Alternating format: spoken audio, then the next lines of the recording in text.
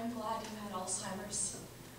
From the day I was born, I spent my weekends next to your knitting chair, listening to the resonance of your voice weave in old yarns to the percussionist clicks of your knitting needles.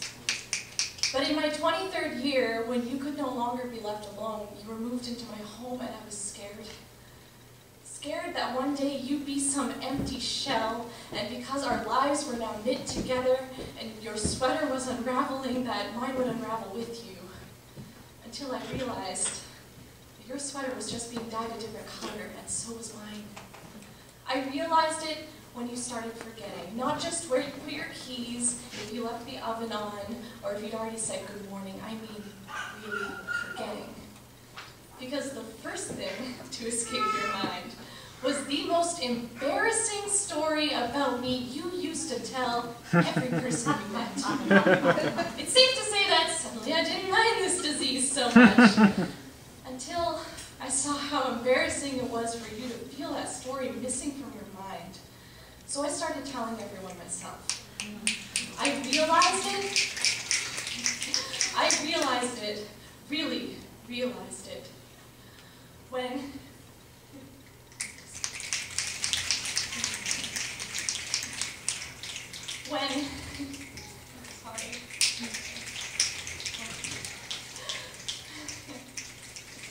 I realized it when you started forgetting your days and your weeks, and suddenly your everyday became reliving my 10th birthday.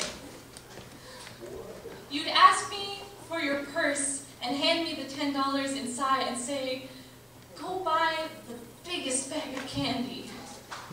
Out of all the days in your 75 years, you chose that day.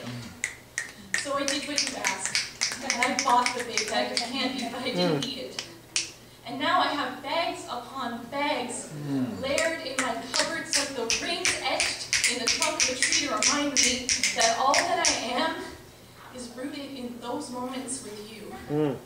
I realized it every night when I got to tuck you into bed and tell you stories of epic romances and grand adventures, and see the look in your eyes, the nights that you realized that those stories were true and that the main character was you. I realized that no matter how much taller than you I'd grown, I would still look up to you with my 10-year-old's birthday eyes because you were a gift. I realized that no matter how far away you seem to go sometimes, you'd never be lost, because under your feet I rested like a field of forget-you-nots waiting to bring you back home. And the day you died, you sunk 6 feet into me, and my body now cradles you where you rest, because Grandma, I will never